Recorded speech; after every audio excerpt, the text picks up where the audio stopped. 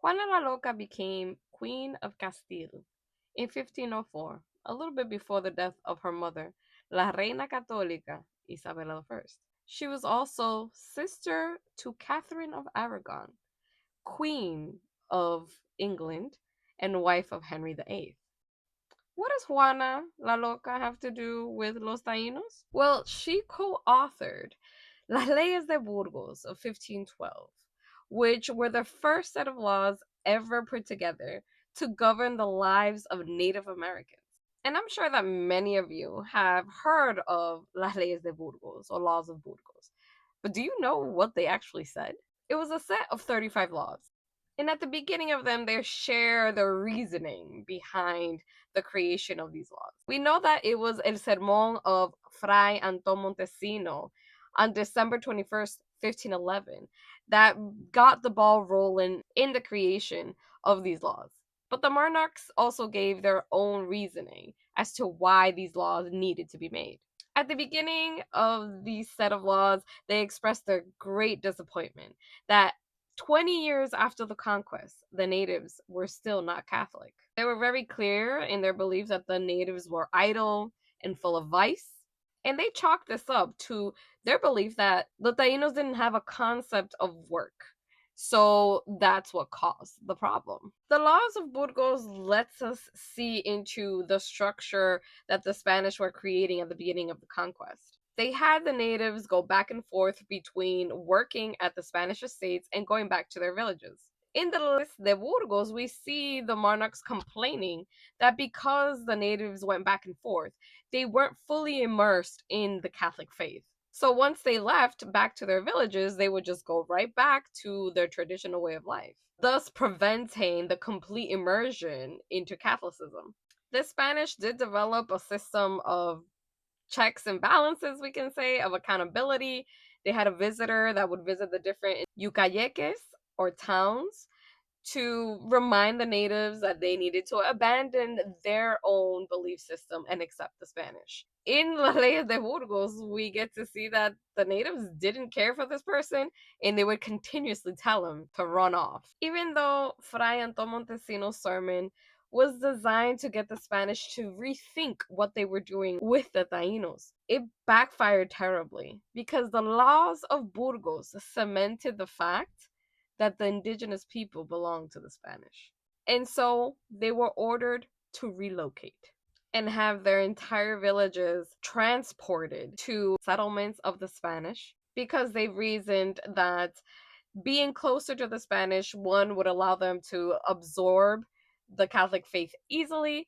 They would also be more readily accessible to doctors to treat them when they got sick, because many supposedly died because no one knew that they were sick because they were so far away from the Spanish settlements.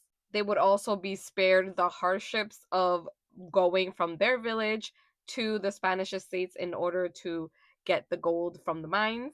And so this would stop because they didn't have to go back and forth in this journey and fall sick during the journey. They would also be given their last rites by a priest. The infants would be baptized. And so, in general, everybody would have less hardships and the Spanish would gain more profits from less deaths. They also included the fact that because the indigenous people would be closer to the Spanish, that their wives and daughters would supposedly be taken away less because they would be more easily monitored.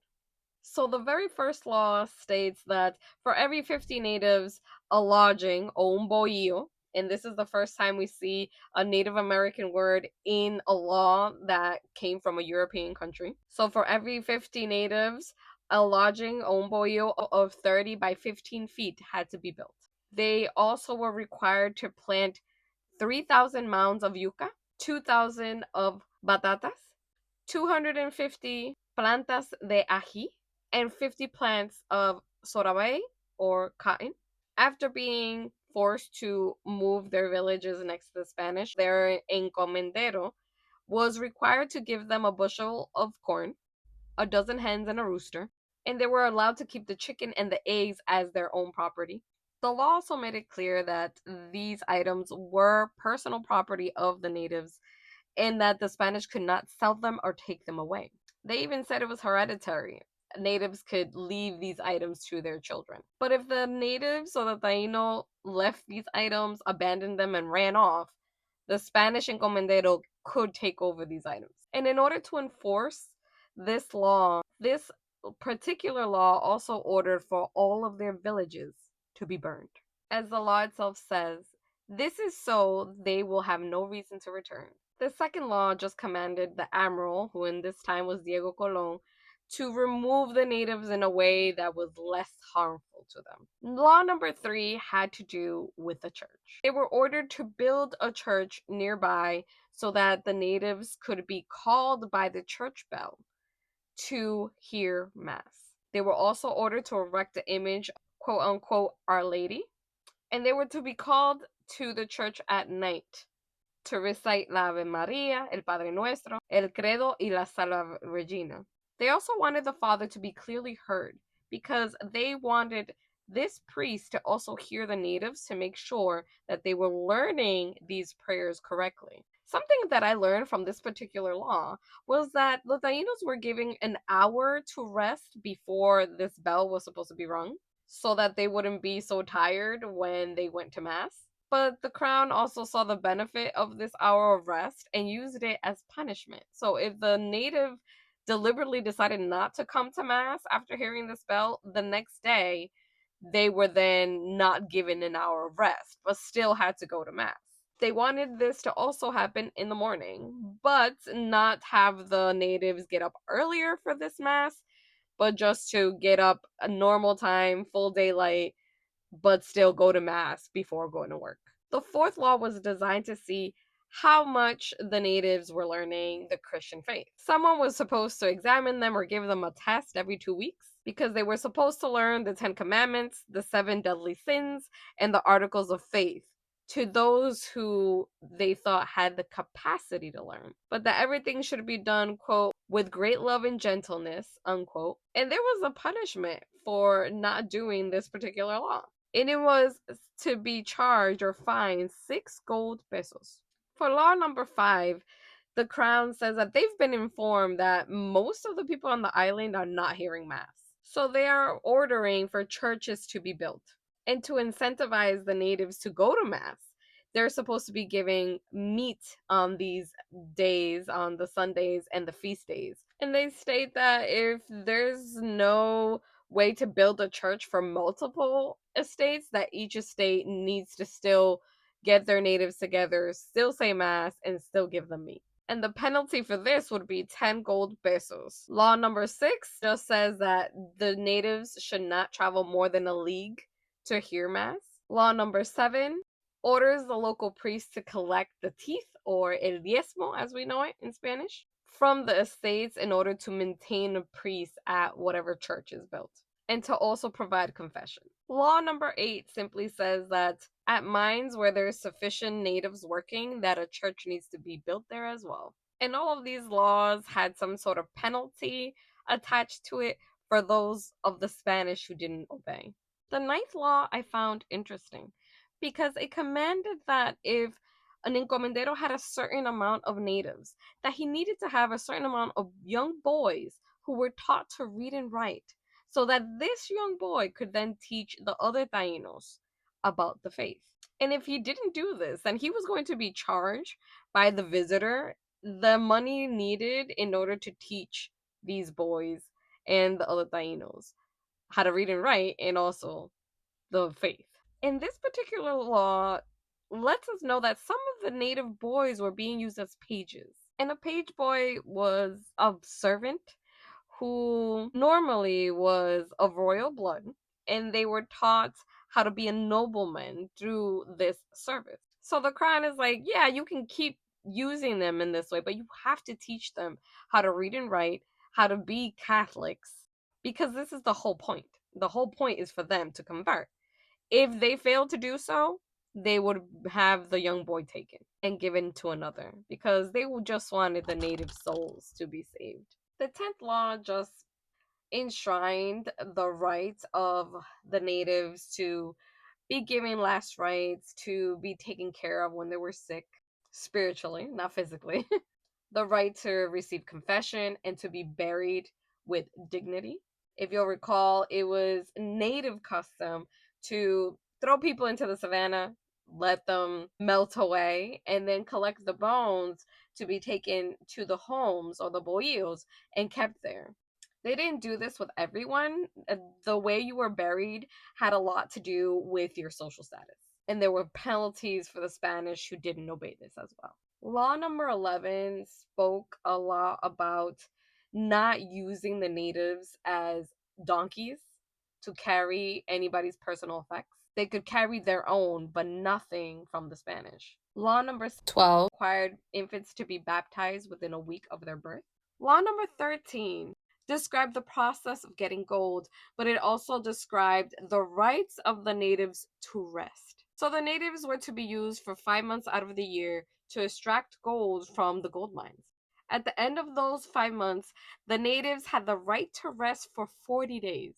There was a certificate that needed to be written to confirm this. All of the natives in the entire island had to be freed to go back to their villages on the same day. But there's always a catch, and it states that all the natives that were free could go back unless they were a slave.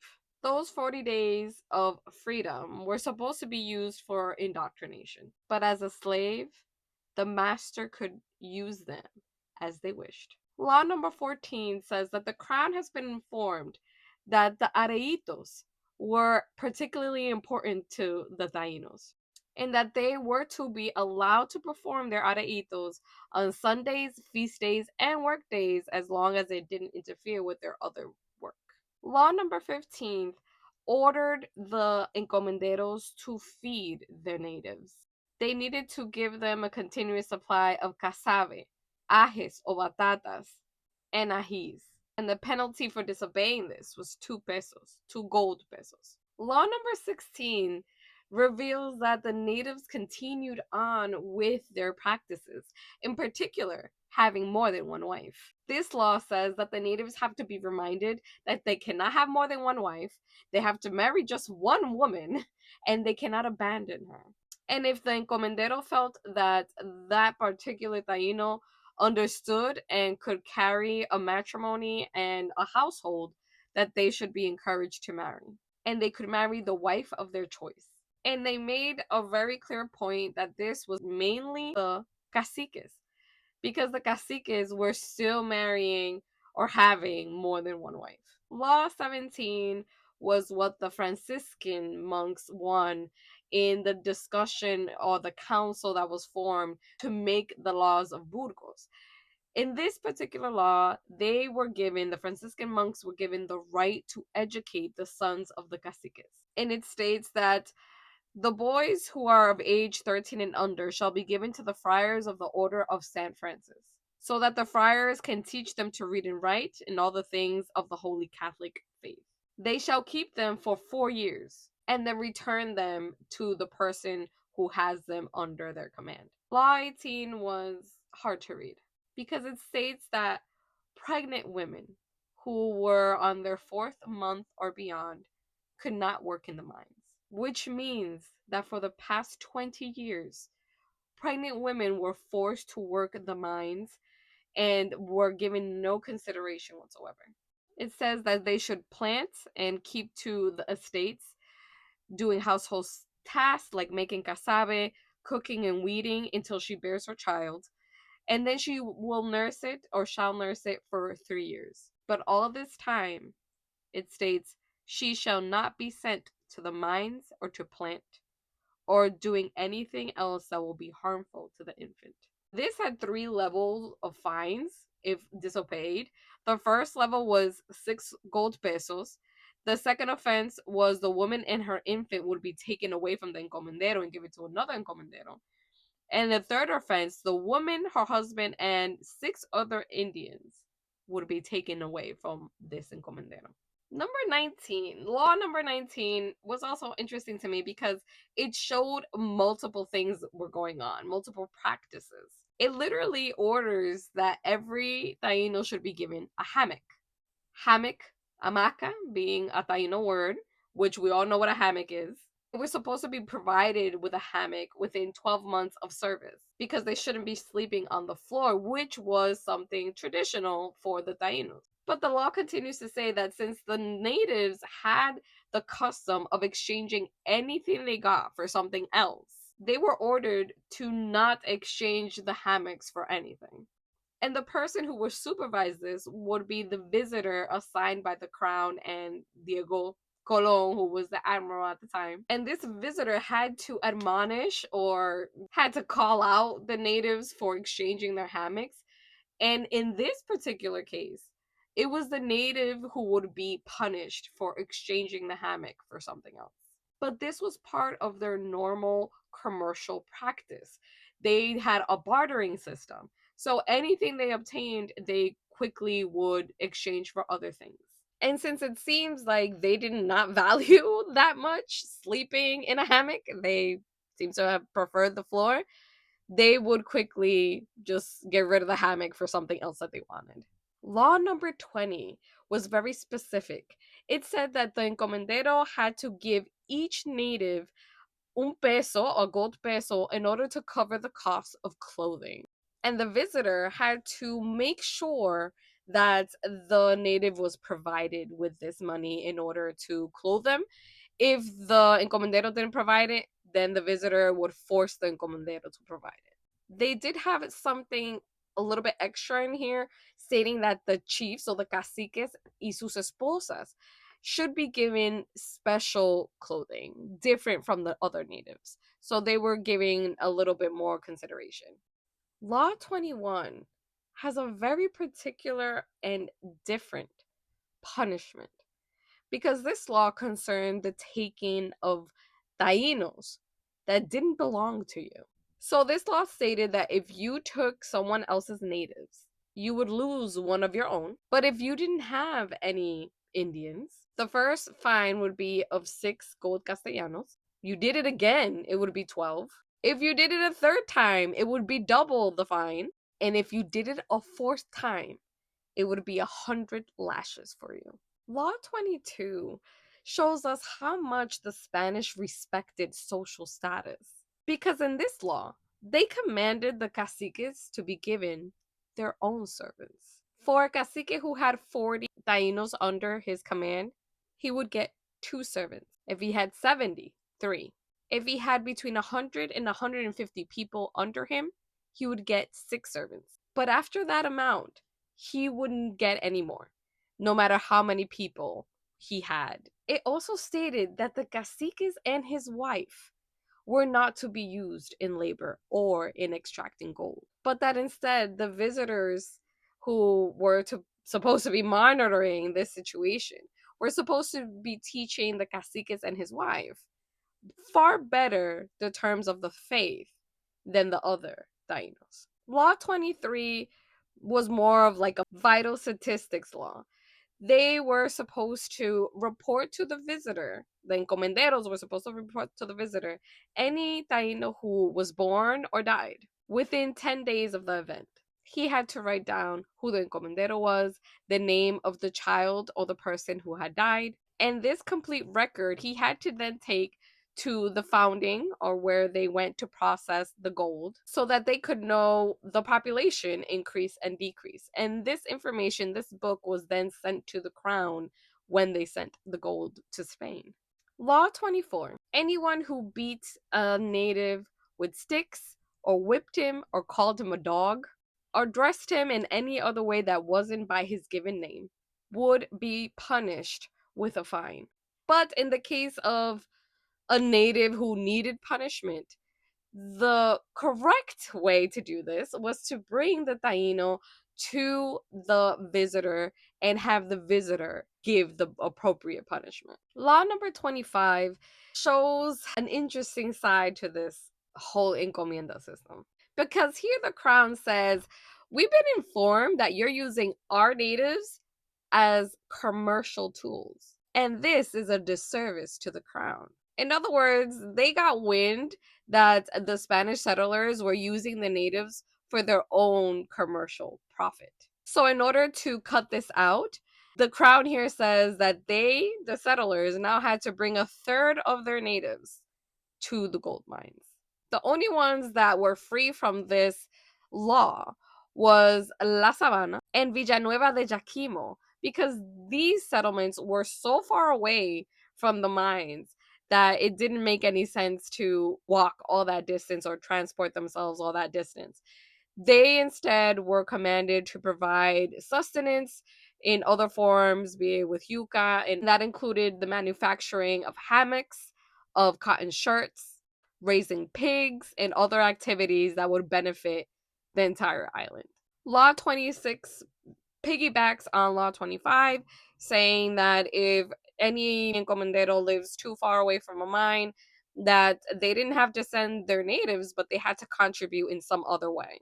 Law 27 addresses the fact of the massive kidnappings that were occurring from the other islands. This law states that even though the natives are not from La Española, they still have to be taught the Catholic faith. And those who are slaves don't have to be inspected because, as it says in the law, because the slaves can be treated as their owner pleases. But it does command for the slaves to not be treated beyond the normal harshness of their traditions, but much rather to be treated with much love and gentleness in order to bring them better to the things of the faith. Law 28 handles the issue of death and inheritance. So, what would happen to the Tainos if their encomendero died? Or if their encomendero does something dumb, like Francisco de Solis, and loses all of their Indians. So, this law made me realize that I had completely misunderstood how the encomienda system worked, because I really thought it was like per person, like the indigenous people were assigned per person. It was not that way. The indigenous people were assigned to a location. So if an encomendero wanted to be an encomendero, he needed to move to the location where the natives were at. So if he wanted a certain amount and those certain amount was only in Santiago, he had to move to Santiago to acquire these natives. They were attached to the land, not the person. But in terms of death, if an encomendero died, in order for someone else to acquire them outside of his heirs, the person had to purchase them from the encomendero's heirs. These natives were first appraised by either the admiral or judges or some other official would give an appraisal, and the amount given in the appraisal was the amount that they had to pay. But this law was clear as to the attachment of the Tainos to the land, because it says so that the Indians do not have to change the residence because the person who buys them has to be a resident of the community to which the Indians are assigned to. Law 29 just continues to establish the system of checks and balances and accountability. It talks about the visitors who were supposed to be coming to the native villages, the new ones, and they were supposed to be visited twice a year by two different visitors who would check on the natives' well-being, on if like how they were being treated, if they had enough food, if their encomenderos were obeying the laws established. Law number 30 actually explains how these visitors were going to be selected. They were supposed to be selected amongst the oldest residents of the island community, but they were also supposed to be selected by the admiral and the judges.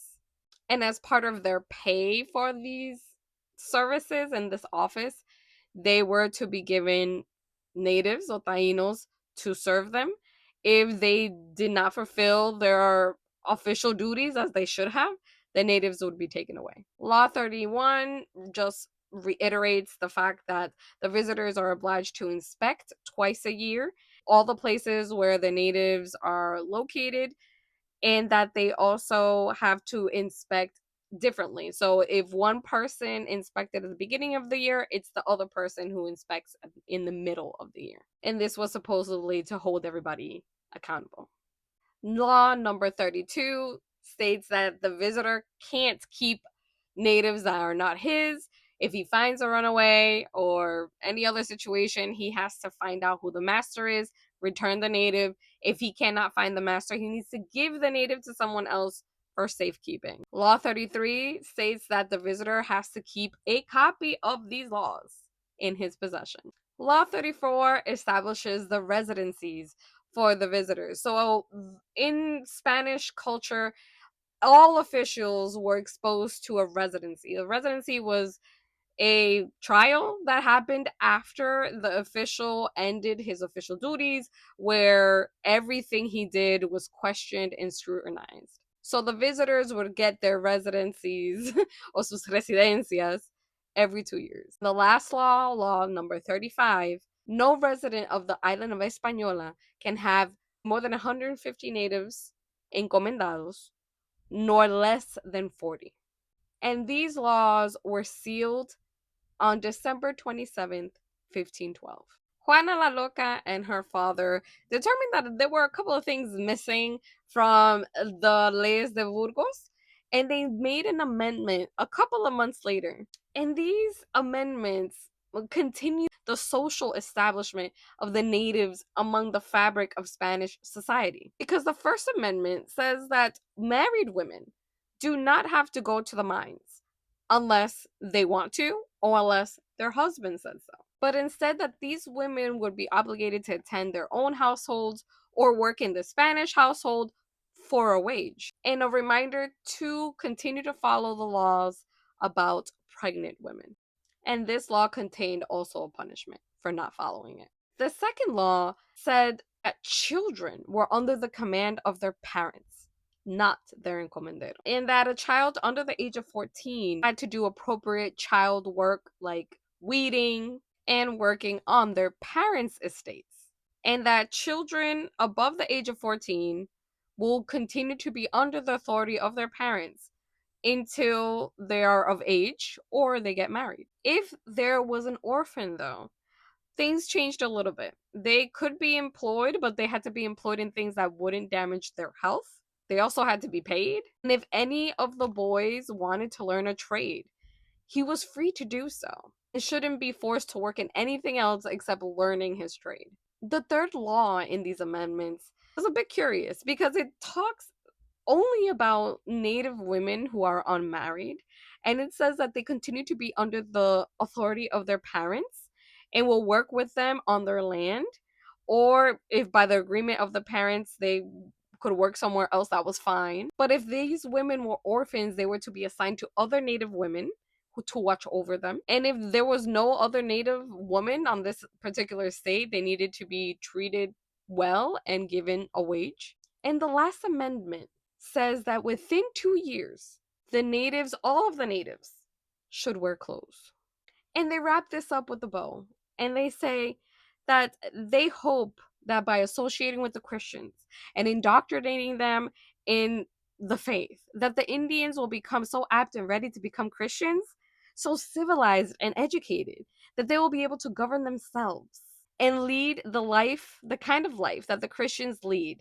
And that the whole point was that eventually those natives who show that they are competent to live by themselves and govern by themselves, under the control of the judges, shall be allowed to live by themselves and should be obliged to serve only those things in which our vassals in Spain are accustomed to serve, so that they may serve and pay the tribute which they are accustomed to pay to their princes.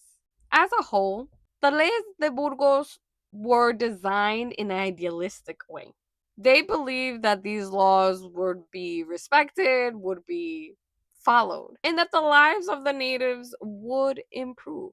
And we do have evidence and accounts that things got a little bit better for the natives, but the Spanish did not do what they needed to do to ensure that everybody was treated fairly. This was a step forward, yes, but it wasn't far enough. And only a couple of months later, after the amendments to the Law of Burgos, we have el Repartimiento of 1514, where the natives once again were stripped from what they knew, were transported to different caciques. We have accounts that let us know that this was terrible for them because the Taino system was designed under loyalty to one cacique, not multiple caciques.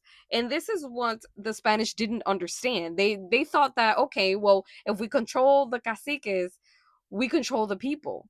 But they didn't understand that they only control those people under that cacique. They weren't going to control all the people by distributing them amongst the caciques.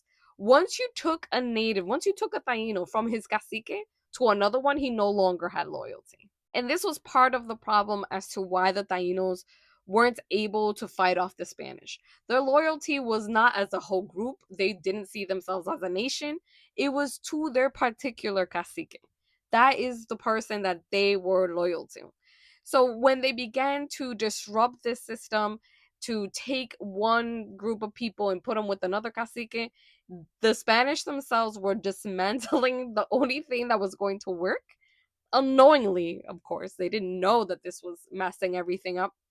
But with the repartimiento, we see a complete destruction of the society. And in the end, they ended up discontinuing the encomienda system because the Tainos just kept running away, kept going up into the mountains, and it was just time consuming and also expensive to continuously pay people to go and find these natives who were in their homeland, knew where they were going, and stayed there. And even though many paint these laws as opening road to the civil rights of the Tainos, all it did was pave the road directly to chattel slavery. Because in el repartimiento of 1514, in chapter 11 of the instructions for that repartimiento, because la encomienda and the repartimiento were not the same thing. There were two different things. La encomienda was a tribute system of labor where the encomenderos were authorized to extract labor from the native people. El repartimiento was different. El repartimiento was more of a system of paid labor where the natives were given to different people. However, they, in order to use their labor, they had to pay for the labor. But even being paid for their labor, they were now enslaved for life. And not only their lives, but the life of one of their children. It clearly states, and I'm using this book right here. So this is chapter 11 of the instruction. And it says, les mandáis expresamente que las guarden como en ellas se contiene, y guardándolas se los encomendáis por su vida y por la vida de un heredero, hijo o hija, si lo tuvieren. So in Enriquillo's time, the natives were enslaved but paid, or supposed to be paid, for their labor. So when did this all stop? Ironically, it just slowly fell out of favor because of the increased presence of African slaves.